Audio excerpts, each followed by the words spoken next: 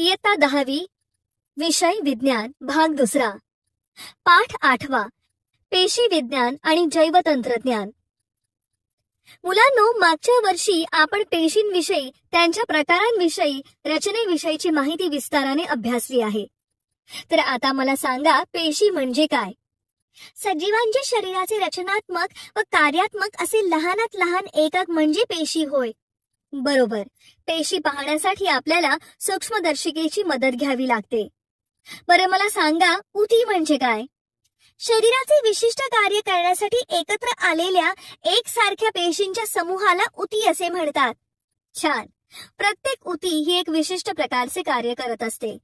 जसे प्राणी शरीरातील स्नायू ऊती या शरीराच्या हालचालींसाठी गरजेचे असणारे आकुंचन व प्रसरण करत असतात.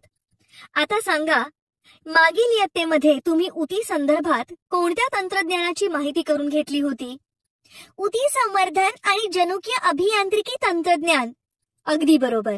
ऊती संवर्धन आणि जनुकीय अभियांत्रिकी तंत्रज्ञान या दोन तंत्रांवर संपूर्ण जैवतंत्रज्ञान आधारित आहे. ऊती संवर्धनातील विविध प्रक्रिया कोणत्या आहेत? प्राथमिक संस्कार, प्रजनन, विभाजन, बहुविधन, खोड मुलारंभ, प्राथमिक काठिन्यकरण, द्वितीय काठिन्यकरण अशा विविध प्रक्रिया ऊती संवर्धनात होत असतात. बरोबर. म्हणजेच या अगोदर आपण ऊती संवर्धनाने वनस्पतीची निर्मिती कशी केली जाते याचा अभ्यास केला आहे.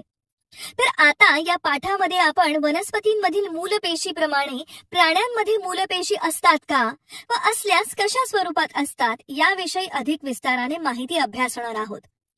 तर प्रथम पेशी विज्ञानाविषयी काही माहिती मिळवूया. पेशी विज्ञान.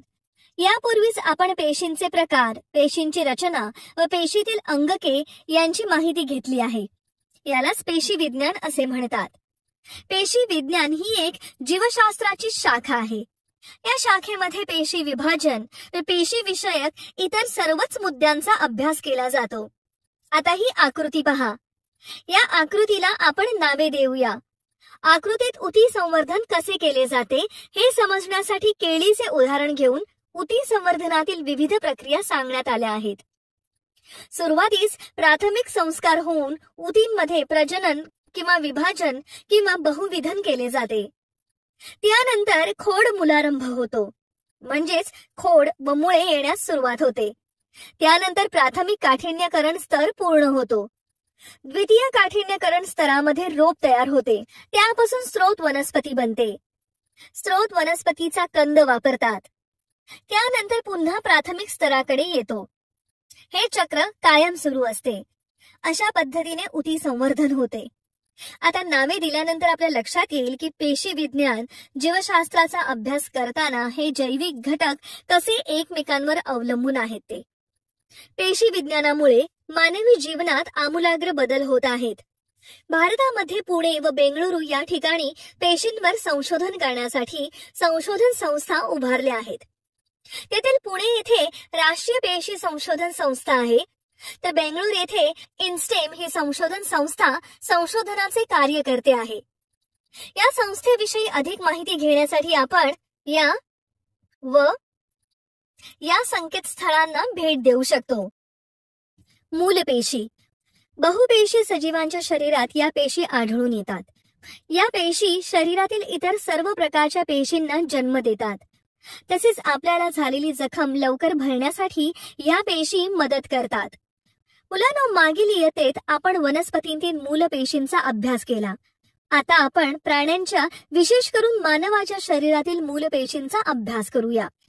स्त्री युग्मक व पुंयुग्मक यांचे मिलन झाल्यावर जे युग्मनज बनते त्यापासून पुढील सजीव तयार होतो. मात्र या सजीवाची वाढ होण्या अगोदर तो केवळ पेशींचा एक गोळा असतो.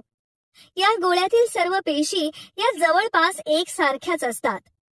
या पेशींना मूलपेशी म्हणतात. पुढे याच पेशी शरीरातील कोणत्याही पेशींची वेगवेगळ्या ऊतींची निर्मिती करून विविध कामे करतात. यालाच मूलपेशींचे विभेदन असे म्हणतात.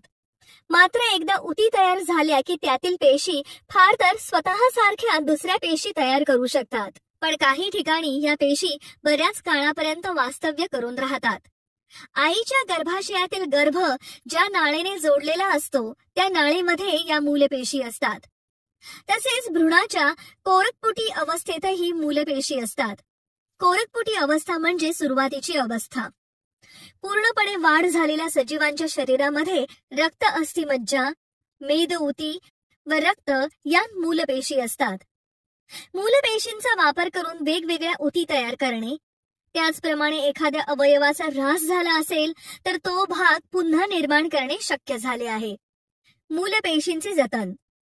मूलपेशींचे जतन करण्यासाठी नाळेतील रक्त, अस्थिमज्जा किंवा कोरकपुटीतील भ्रूणपेशी यांचे नमुने गोळा करून जंतुविरहित अशा छोट्या कुप्यांमध्ये किंवा बाटलीमध्ये ठेवले जाते.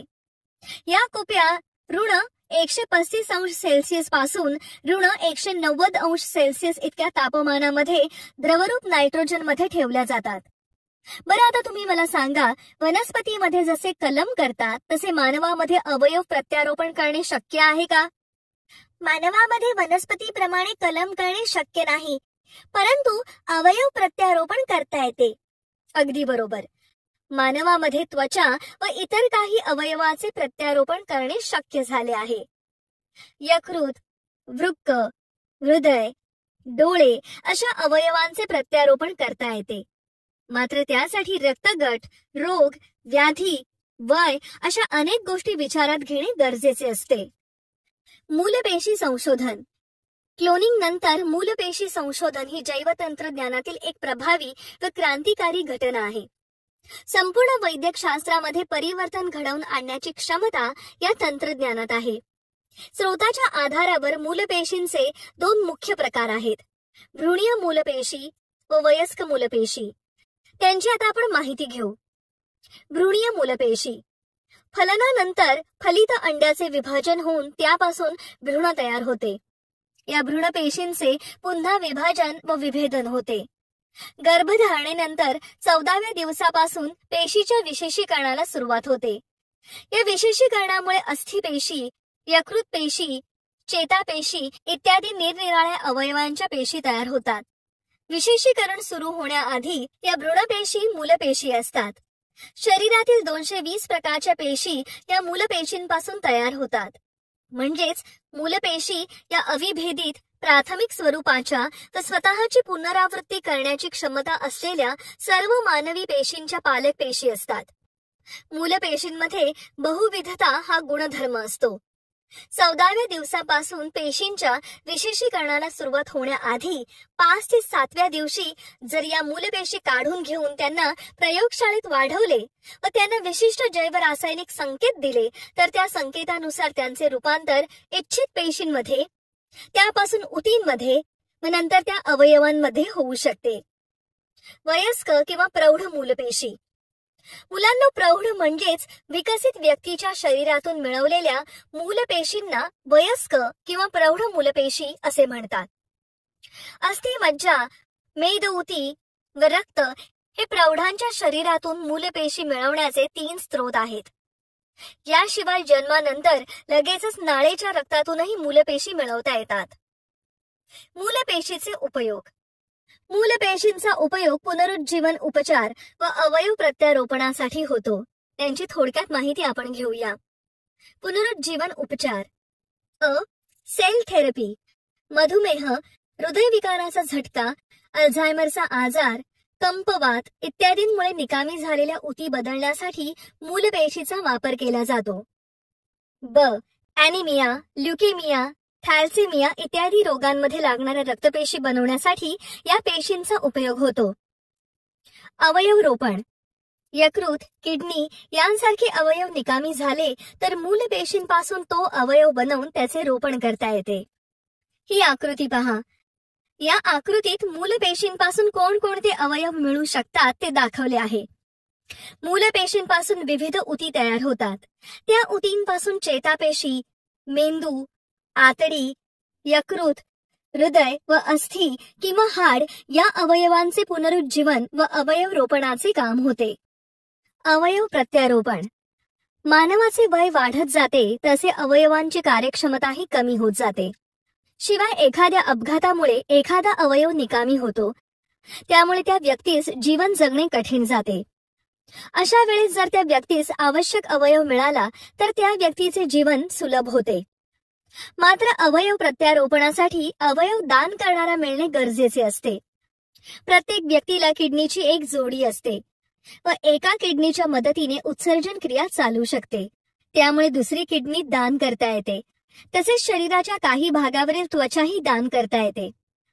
अवयव प्रत्यारोपण होण्यासाठी दाता व गरजवंत यांचा रक्तगट, रोग, व्याधी, वय इत्यादी अनेक बाबी विचारात घ्याव्या लागतात. इतर अवयव मात्र मरणानंतरच दान करता येतात. यकृत, हृदय, नेत्र या अवयवांचे दान मरणोत्तर करता येते. यातूनच मरणोत्तर देहदान व अवयव दान या संकल्पना पुढे आल्या आहेत. अवयव व देहदान. मानवाचा मृत्यू झाला की मृतदेहावर अंत्यसंस्कार केले जातात. मात्र विज्ञानामुळे असे लक्षात आले की मृत्यूनंतरही काही अवयव हे काही कालावधीपर्यंत चांगले असतात. अशा अवयवांचे दान केल्यास त्याचा उपयोग दुसऱ्या गरजवंतांना होऊ शकतो. म्हणूनच आज अवयव व देहदान होताना आपण पाहतो. आपल्या मृत्यूनंतर कोणाला तरी आपल्या अवयवांची मदत होऊन त्यांचे जीवन सुखमय व्हावे एवढाच हेतू अवयव दानामध्ये असतो. भारत देशात याबद्दल चांगली जनजागृती असल्याने लोक देहदान करू लागले आहेत.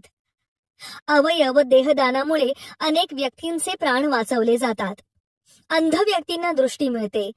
यकृत, किडन्या, हृदय, हृदयाच्या झडपा, त्वचा असे अवयव दान केले तर इतर व्यक्तींचेही आयुष्य सुलभ होते. देहदान केल्याने वैद्यकीय अभ्यासामध्ये संशोधन करण्यासाठी शरीरे उपलब्ध होतात. देहदानाविषयी समाजामध्ये जागृती वाढवण्यासाठी अनेक सरकारी व सामाजिक संस्था कार्य करत आहेत. या संकेतस्थळांवरून आपण देहदान व अवयव दान तसेच ब्रेन डेड याविषयी अधिक माहिती मिळवू शकतो. या आकृतीत दाखवल्याप्रमाणे मृत्यूनंतर आपण डोळे, फुफ्फुस, यकृत, हाडे, स्वादुपिंड, मूत्रपिंड व त्वचा यांसारखे अवयव दान करू शकतो. यामध्ये दान करता येणारे अवयव दिसत आहेत. अवयव दान व प्रत्यारोपण यामध्ये कोणतीही व्यक्ती फसू नये म्हणून ट्रान्सप्लांटेशन ह्युमन ऑर्गन ऍक्ट 1994 तयार करण्यात आला. त्यानंतर 2009, 2011, 2014 मध्ये या कायद्यात विविध सुधारणा करण्यात आल्या. जैवतंत्रज्ञान. सर्वप्रथम तुम्ही मला जैवतंत्रज्ञान म्हणजे काय ते सांगा. मानवाच्या फायद्यासाठी सजीवांमध्ये कृत्रिमरित्या जनुकीय बदल व संकर घडवून सुधारणा केली जाते त्यालाच जैवतंत्रज्ञान असे म्हणतात. अगदी बरोबर. जैवतंत्रज्ञानाचा उपयोग कोणकोणत्या क्षेत्रात केला जातो? शेती, फुलबागा, औषधोपचार, रोगनिदान अशा विविध क्षेत्रात जैवतंत्रज्ञानाचा उपयोग केला जातो. बरोबर. जैवतंत्रज्ञानाचा शेती व त्या अनुषंगाने इतर घटकांवर काय परिणाम झाला आहे? नाही माहीत? मीच सांगते. जैवतंत्रज्ञानामुळे नैसर्गिक प्रजातींमध्ये असणारे अपायकारक गुणधर्म दूर करण्यासाठी जीएमओ म्हणजेच जेनेटिकली मॉडिफाईड ऑर्गॅनिझम तयार करण्यात येतात. जैवतंत्रज्ञानामुळे पिकांच्या डीएनए मध्ये बदल घडवले जाऊन पिकांमध्ये काही उपयुक्त गुणधर्म संकरित केले जातात. त्याचप्रमाणे बदलत्या हवामानानुसार वातावरणीय ताण सहन करण्याची क्षमता त्यांच्यात निर्माण केली जाते. जीएमओ प्रजातींमध्ये उपद्रवी कीटक, रोगजंतू, रासायनिक खतनाशके, कीटकनाशके, तणनाशके अशा घातक रसायनांचा वापर करण्याची आवश्यकता नसते. जैवतंत्रज्ञानामुळे पिकांच्या पोषण मूल्यात वाढ होते व उत्पादनातही वाढ होते. अशा प्रकारे जैवतंत्रज्ञानाचा उपयोग केला जातो. जैवतंत्रज्ञानामध्ये पेशीशास्त्र, सूक्ष्मजीवशास्त्र, जैवरसायनशास्त्र, रेणवीय जीवशास्त्र, जनुकीय अभियांत्रिकी या विज्ञानाच्या शाखा आहेत. जैवतंत्रज्ञानामुळे शेती उत्पादनात वाढ झाली आहे. शेतीमधून अधिक उत्पन्न मिळावे यासाठी विविध प्रयत्न केले जात आहेत. औषध निर्मितीमध्येही खूप प्रगती झाली आहे. औषधशास्त्रात प्रतिजैविके, जीवनसत्वे व इन्सुलिन सारख्या संप्रेरकांच्या उत्पादनासाठी करण्यात आलेले प्रयोग यशस्वी झाले आहेत. ऊती संवर्धनामुळे पिकाच्या अनेक उच्च प्रतींच्या प्रजाती विकसित झाल्या आहेत. जैव तंत्रज्ञानामध्ये प्रामुख्याने पुढील बाबींचा समावेश होतो. मुलांनो, आता आपण जैव तंत्रज्ञानामध्ये कोणत्या बाबींचा समावेश होतो ते पाहूया. जैव तंत्रज्ञानामुळे सूक्ष्म जीवांच्या विविध क्षमतांचा वापर केला जातो. उदाहरणार्थ, दुधाचे दही होणे किंवा मळीपासून मद्य तयार करणे. पेशींच्या उत्पादन क्षमतेचाही वापर केला जातो. उदाहरणार्थ, पेशीद्वारे प्रतिजैविके व लसी तयार केल्या जातात. डीएनए, प्रथिने यांसारख्या जैव रेणूंचा मानवी फायद्यासाठी उपयोग केला जातो. जनुकीय बदल घडवून आणून आपल्याला हव्या असलेल्या गुणधर्माच्या वनस्पती, प्राणी किंवा पदार्थांची निर्मिती केली जाते. उदाहरणार्थ, जीवाणूंमध्ये जनुकीय बदल घडवून त्यांना मानवी वाढीची संप्रेरके तयार करण्यास भाग पाडले जाते. गैरजनुकीय जैव तंत्रज्ञानामध्ये संपूर्ण पेशी किंवा ऊतींचा उपयोग करून घेतला जातो. उदाहरणार्थ, ऊती संवर्धन, संकरित बियाण्यांची निर्मिती करता येते. अशा प्रकारे जैव तंत्रज्ञानामध्ये अनेक बाबींचा समावेश होतो. जैव तंत्रज्ञानाचे फायदे. जैव तंत्रज्ञानामुळे कमी क्षेत्र असलेल्या जमिनीत प्रति हेक्टर जास्त उत्पादन घेणे शक्य झाले आहे. विविध प्रकारचे रोगप्रतिकारक वाण तयार झाल्यामुळे रोगांच्या नियंत्रणावरचा खर्च बऱ्याच प्रमाणात कमी झाला आहे. जैव तंत्रज्ञानामुळे लवकर फळधारणा होणाऱ्या जाती तयार झाल्या आहेत. त्यामुळे जास्त उत्पादन घेणे शक्य झाले आहे. बदलणारे तापमान, पाण्याचे प्रमाण, जमिनीचा कस अशा बदलत्या पर्यावरणातही तग धरणाऱ्या वाणांची निर्मिती करता आली आहे. भारतामधील जैव तंत्रज्ञानाचा विकास. भारत सरकारने 1982 साली राष्ट्रीय जैव तंत्रज्ञान मंडळाची स्थापना केली. या मंडळाचे रूपांतर 1986 मध्ये विज्ञान व तंत्रज्ञान मंत्रालयाअंतर्गत जैव तंत्रज्ञान विभागामध्ये करण्यात आले आहे. आज भारतामध्ये विविध संस्था या जैव तंत्रज्ञान विभागाअंतर्गत कार्य करीत आहेत. जैव तंत्रज्ञान विभागामध्ये National Institute of Immunology, National Facility for Normal Tissue and Cell Culture, National Centre for Cell Science, National Brain Research Centre, Central Institution of Medicinal and Aromatic Plants अशा विविध संस्थांचा समावेश होतो. या संस्थांमध्ये उच्च शिक्षण व संशोधनाची सोय केलेली आहे. त्यामुळे हजारो विद्यार्थी या संस्थेतून शिक्षण घेऊन देशाच्या प्रगतीला हातभार लावत आहेत. जैव तंत्रज्ञानाचे व्यावहारिक उपयोग. व्यावहारिक दृष्ट्या जैव तंत्रज्ञानाचे खूप महत्त्व आहे. जैव तंत्रज्ञानामध्ये झालेल्या प्रगतीमुळे आज मानवाचे आयुष्य सुलभ झाले आहे. आर्थिक स्थितीही सुधारली आहे. जैव तंत्रज्ञानाचे व्यावहारिक उपयोग आपण पुढील प्रमाणे सांगू शकतो. पीक जैव तंत्रज्ञान. कृषी क्षेत्रात विविध पिकांचे उत्पादन वाढवण्यासाठी जैव तंत्रज्ञान उपयोगी पडते. विविध पिकांच्या जाती तयार करण्यासाठीही हे उपयोगी पडते. संकरित बियाणे. दोन वेगवेगळ्या पिकांची जनुके एकत्र करून वेगवेगळ्या संकरित जाती निर्माण केल्या जातात. फळांसाठी तर हे तंत्रज्ञान खूप मोठ्या प्रमाणात वापरले जाते. जनुकीय दृष्ट्या उन्नत पिके. बाहेरच्या जनुकाला एखाद्या पिकाच्या जनुकीय साच्यात टाकून मिळवण्यात आलेल्या इच्छित गुणधर्माच्या पिकांना जनुकीय दृष्ट्या उन्नत पिके असे म्हणतात. या पद्धतीने विविध प्रकारच्या पिकांच्या जास्त उत्पादन देणाऱ्या रोगप्रतिकारक, क्षारता प्रतिकारक, तणनाशक प्रतिकारक, दुष्काळी तसेच थंडीतही तग धरणाऱ्या पिकांच्या विविध जाती निर्माण केल्या जातात. बीटी कापूस. आज बीटी कापसाची खूप मोठ्या प्रमाणात लागवड करण्यात येते. बॅसिलस थुरिंजाएन्सिस या जीवाणूमधून एक विशिष्ट जनुक काढून तो कापसाच्या जनुकाला जोडला. त्यामुळे बोंड अळीला घातक असणारे विष कापसाच्या पानांमध्ये व बोंडामध्ये तयार होऊ लागले. बोंड अळीने अशी कापसाची पाने खाल्ली तर हे विष तिच्या शरीरातील अन्ननलिका उद्ध्वस्त करून टाकते व त्यामुळे बोंड अळी मरते. बीटी वांगे. बीटी कापसाप्रमाणेच बॅसिलस थुरिंजाएन्सिस या जीवाणूपासून बीटी वांगे तयार केले जाते. बीटी कापसाप्रमाणेच हे वांग्याचे वाण फळातील किडीचा नाश करते. Golden rice. तांदळाच्या विविध जाती तुम्ही पाहिल्या असतील. त्यात गोल्डन राईस ही एक जात खूप प्रसिद्ध आहे. तांदळाच्या या जातीमध्ये जीवनसत्व अ निर्माण करणारे जनुक टाकले. 2005 मध्ये ही तांदळाची जात निर्माण केली आहे. या गोल्डन राईस 2 मध्ये साध्या तांदळापेक्षा 23 पट जास्त बीटा कॅरोटीन असते. तणनाशकरोधी वनस्पती. आज आपण पाहतो की तण वाढल्यामुळे पिकांचे नुकसान होते, उत्पादनात घट होते. त्यामुळे तणनाशकाचा वापर मोठ्या प्रमाणात केला जातो. त्यासाठी तणनाशक विरोधी वनस्पती निर्माण करण्यात येत आहेत. यामधून बाहेर पडणाऱ्या रसायनांमुळे तणाचे नियंत्रण आटोक्यात आणणे सोपे होते आहे. जैविक खते.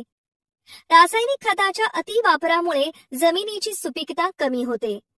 याला पर्याय जैविक खताचा वापर वाढवणे हा आहे. कारण जैविक खतांचा वापर केल्यामुळे पिकांची नायट्रोजन स्थिरीकरणाची व फॉस्फेट विरघळण्याची क्षमता वाढते. यामध्ये रायझोबियम, ऍसिटोबॅक्टर, नोस्टॉक, अॅनाबिना या जीवाणूंचा व अझोला या वनस्पतीचा वापर केला जातो. उती संवर्धन. उती संवर्धनामुळे वनस्पतीमध्ये जनुकीय सुधारणा करता येते. तसेच त्या वनस्पतीचे गुणधर्म हे पुढच्या पिढीत कायम राहत असतात. उती संवर्धनाच्या माध्यमातून विकसित झालेल्या फळझाडांची व फुलझाडांची प्रत्येकी 5 उदाहरणे सांगा. उती संवर्धनाच्या माध्यमातून विकसित झालेली फळझाडे: केळे, चिक्कू, टोमॅटो, अननस व अंजीर. तर फुलझाडे ऑर्किड्स, गुलाब, शेवंती, बिगोनिया, कार्नेशन, लिली ही आहेत. बरोबर. आता आपण उती संवर्धनाच्या माध्यमातून विकसित झालेल्या वनस्पतींचे फायदे पाहू. एकाच प्रकारच्या वनस्पतीच्या सारख्या व चांगल्या गुणधर्माच्या अनेक प्रती निर्माण करता येतात. उदाहरणार्थ, मोठ्या आकाराची व संख्येने जास्त येणारी फळे.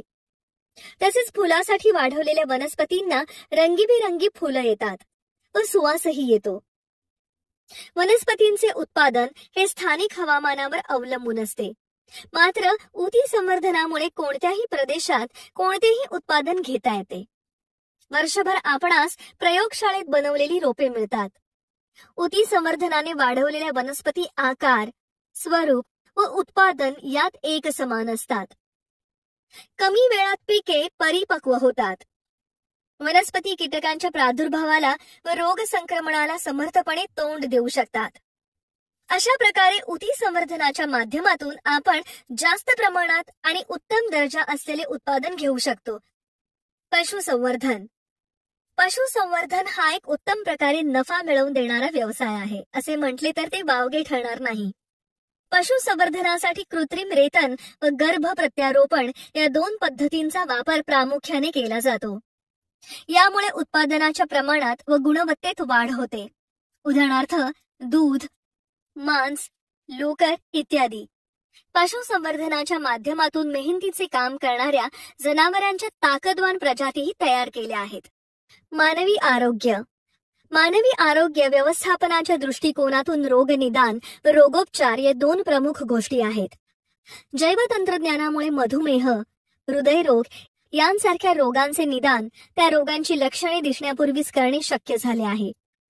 एड्स, डेंग्यू यासारख्या रोगांचे निदान काही मिनिटांमध्ये करता येते. त्यामुळे उपचारही लवकर करता येतात. रोगांवरील उपचारासाठी विविध औषधे वापरली जातात. उदाहरणार्थ, मधुमेहाच्या उपचारासाठी इन्सुलिन हे संप्रेरक वापरले जाते. पूर्वी इन्सुलिन घोड्याच्या शरीरातून मिळवले जात होते. आता मात्र जैवतंत्रज्ञानाच्या मदतीने जीवाणूंद्वारे इन्सुलिन तयार करता येते. यासाठी जीवाणूंच्या जनुकीय आराखड्यात इन्सुलिनचा मानवी जनुक जोडला आहे. अशाच प्रकारे विविध लसी व प्रतिजैविकेही तयार केली जात आहेत. लसी व लसीकरण. आज विविध रोगांवर व आजारांवर लसी तयार करण्यात आल्या आहेत. उदाहरणार्थ, पोलिओ, बीसीजी, डेंग्यू.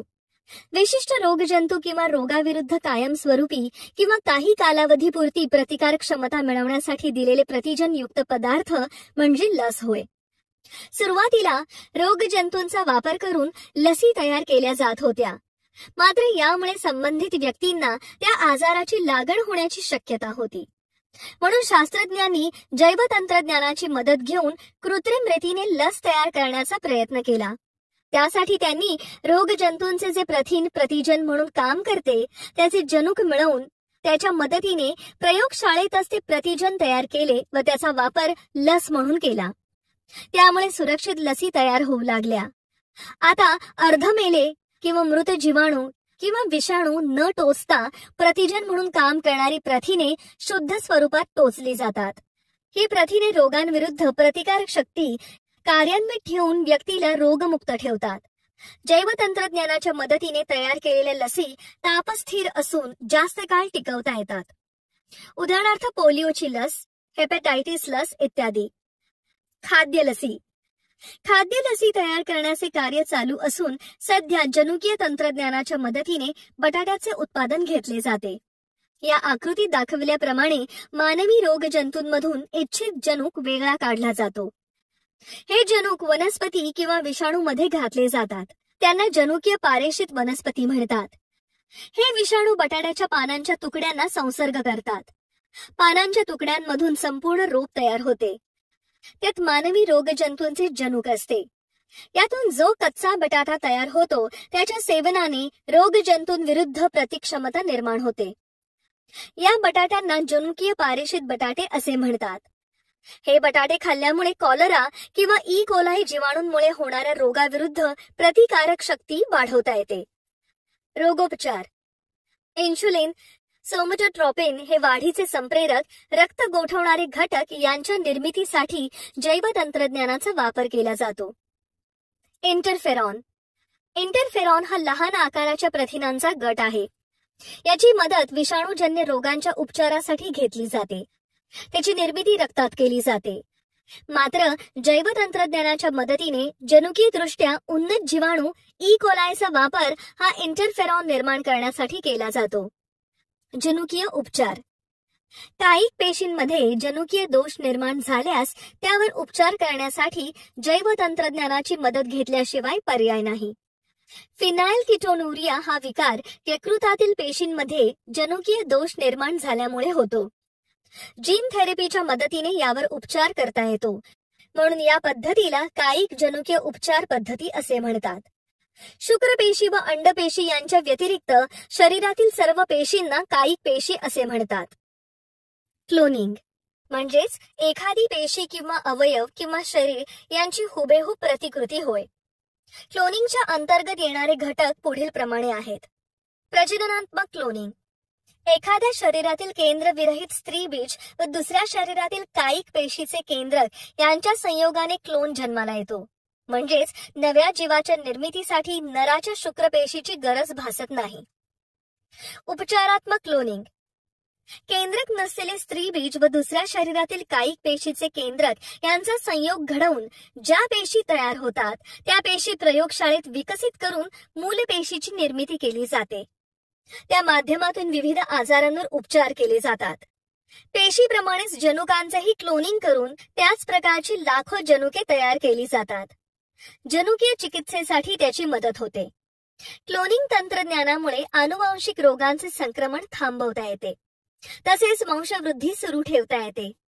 विशिष्ट अशा प्रवृत्तीत वाढही करता येते. मात्र मानवी क्लोनिंगला जगभरातून विविध कारणांसाठी विरोधही झाला आहे. जनुकीय तंत्रज्ञान वापरून काही प्रथिने उत्पादन तयार केली आहेत. त्यांचा उपयोग विविध आजार बरे करण्यासाठी होतो. इन्शुलिन, मधुमेह, सोमॅटोस्टॅटिन, ठेंगूपणा, erythropoietin, anaemia, factor 8, haemophilia, interleukin, cancer, interferon, विषाणू संक्रमण अशा प्रकारे विविध आजार हे उपचारात्मक क्लोनिंगमुळे शक्य झाले आहेत. इतिहासात डोकावताना स्कॉटलंड येथे 5 जुलै 1996 रोजी डॉली नावाची मेंढी क्लोनिंग पद्धतीने जन्माला आली. स्कॉटिश मेंढीच्या स्त्री बीजातील केंद्रक काढून त्या ठिकाणी फिन डॉर्सेट जातीच्या मेंढीच्या स्तनपेशीतील केंद्रक टाकले. त्या बीजाची स्कॉटिश मेंढीच्या गर्भाशयात वाढ घडवून आणली व डॉली या मेंढीचा जन्म झाला. केंद्रकातील गुणसूत्रांनुसार तिची वैशिष्ट्ये आढळून आली. स्कॉटिश मेंढीचे कोणतेही लक्षण तिच्या शरीरात आढळून आले नाही. डॉलीने अनेक पिल्लांना जन्म दिला. नंतर फुफ्फुसाच्या रोगाने 14 फेब्रुवारी 2003 रोजी तिचा मृत्यू झाला. औद्योगिक उत्पादने. श्वेत जैव तंत्रज्ञानामुळे विविध प्रकारची औद्योगिक रसायने ही कमी खर्चाच्या प्रक्रियांद्वारे निर्माण करणे शक्य झाले आहे. उदाहरणार्थ सुधारित यीस्ट वापरून मळीपासून मद्य निर्मिती करणे शक्य झाले आहे. पर्यावरण आणि जैवतंत्रज्ञान. आधुनिक जैवतंत्रज्ञान वापरून पर्यावरणाच्या बऱ्याच समस्या सोडवणे शक्य झाले आहे. विघटनाच्या माध्यमातून टाकाऊ सांडपाणी व घनकचऱ्यावर प्रक्रिया करण्यासाठी सूक्ष्म जैवतंत्रज्ञानाचा वापर आधीपासूनच केला जात आहे. कारण सांडपाण्यामध्ये मोठ्या प्रमाणात सेंद्रिय द्रव्य असते. असे पाणी नद्यांसारख्या जलस्रोतांमध्ये सोडले तर सेंद्रिय द्रव्याचे ऑक्सिडीकरण घडून येते व त्याद्वारे नदीच्या पाण्यातील विद्राव्य ऑक्सिजन वापरला गेल्यामुळे तो कमी होतो. त्याचा प्रतिकूल परिणाम पाण्यामध्ये असणाऱ्या जीवसृष्टीवर होतो. यावर उपाय म्हणून सूक्ष्म जैव तंत्रज्ञानाच्या मदतीने सांडपाण्यातील सेंद्रिय द्रव्यांचे अगोदरच ऑक्सिडीकरण करून असे प्रक्रिया केलेले पाणी नद्यांमध्ये सोडले पाहिजे. घनसेंद्रिय टाकाऊ पदार्थांवर प्रक्रिया करून कंपोस्ट खत तयार करताना सूक्ष्म जीवांचा वापर केला जातो. नवीन जैव तंत्रज्ञान पद्धतीमध्ये जैव उपाययोजना, जैव कीटकनाशके, जैव खते, जैव संवेदके इत्यादी गोष्टींचा समावेश होतो. जैव उपाययोजना म्हणजे वनस्पती व सूक्ष्म जीवांसारख्या सजीवांचा वापर करून पाणी, सांडपाणी, प्रदूषित जमीन यातील विषारी रसायने व प्रदूषके नष्ट करणे किंवा शोषून घेणे होय. यासाठी वनस्पतींचा वापर केल्यास त्याला फायटोरेमेडिएशन असे म्हणतात. जैव उपाययोजनेची उदाहरणे पुढील प्रमाणे सांगता येतील. सुडोमोनास हे जीवाणू प्रदूषित पाणी व जमीन यातील हायड्रोकार्बन व तेलासारखी प्रदूषके वेगळे करण्यासाठी उपयोगी आहेत. टेरिस विटाटा ही नेचे जातीतील वनस्पती जमिनीमधून आर्सेनिक धातू शोषून घेण्याचे महत्त्वाचे कार्य करते. भारतातील जनुकीय दृष्ट्या उन्नत मोहरीची एक जात सेलेनियम खनिज शोषून घेते. सूर्यफूल हे युरेनियम व आर्सेनिक शोषून घेते. डिनोकोकस रेडिओडरन्स हा जीवाणू सर्वाधिक किरणोत्सार प्रतिकारक जीव आहे. त्याच्यामध्ये जनुकीय बदल करून अणु कचऱ्यातील किरणोत्सार शोषून घेतले जातात. अल्फाल्फा गवत, तीन पाती गवत व राय गवतांच्या प्रकारांचा उपयोग वनस्पतीद्वारे उपाययोजना करण्यासाठी केला जातो. अन्न जैवतंत्र. सूक्ष्म जीवांची मदत घेऊन पाव, चीज, मद्य, बियर, दही, विनेगर अशा अनेक अन्नपदार्थांची निर्मिती करता येते. या सर्व वस्तू जैवतंत्राची मदत घेऊन तयार केल्या जातात. DNA finger printing. तुम्ही डीएनए हा शब्द ऐकला असेल. ज्याप्रमाणे एखाद्या व्यक्तीच्या बोटांचे ठसे एकमेव असतात त्याचप्रमाणे प्रत्येक व्यक्तीच्या डीएनएची जडणघडण सुद्धा एकमेव असते. डीएनए वरून व्यक्तीची ओळख पटवणे शक्य होते. या पद्धतीला डीएनए फिंगर प्रिंटिंग असे म्हणतात. या तंत्राच्या मदतीने गुन्ह्याच्या ठिकाणी आढळलेल्या गुन्हेगाराच्या शरीराच्या कोणत्याही भागापासून त्याची ओळख पटवता येते. बालकाच्या पित्याची ओळखही पटवता येते. हे संशोधन हैदराबाद येथील centre for DNA finger printing and diagnostics या केंद्रामध्ये केले जाते. समुद्रावरील तेल गळतीची स्वच्छता. तेलाच्या टँकरमधून गळती झाल्याने सागरी जीवसृष्टीवर त्याचे वाईट परिणाम होतात हे आपल्याला माहीतच आहे. मात्र भराभर वाढणारे व तैलजन्य पदार्थ पचवणारे जीवाणू वापरून अत्यंत स्वस्त दरात व पर्यावरणाला बाधा न होऊ देता समुद्राची स्वच्छता करणे शक्य आहे. आनंद मोहन चक्रवर्ती या जन्माने भारतीय पण अमेरिकेचे नागरिक असलेल्या वैज्ञानिकाने अशा जीवाणूंचा उपयोग सर्वप्रथम सुचवला. म्हणून याचे संपूर्ण श्रेय हे त्यांनाच जाते. कृषी विकासातील महत्त्वाचे टप्पे. आज कृषी क्षेत्रामध्ये मोठ्या प्रमाणात बदल झाले आहेत. आज पारंपरिक पद्धतीने शेती न करता आधुनिक तंत्रज्ञानाच्या मदतीने शेती केली जाते. आता आपण कृषी क्षेत्रात झालेल्या विविध प्रकारच्या क्रांतीविषयी माहिती घेऊया. हरित क्रांती. 20व्या शतकामध्ये लोकसंख्येची भरमसाठ वाढ झाली. त्यामुळे अन्न अपुरे पडू लागले. शिवाय त्याचा दर्जाही निकृष्ट होता.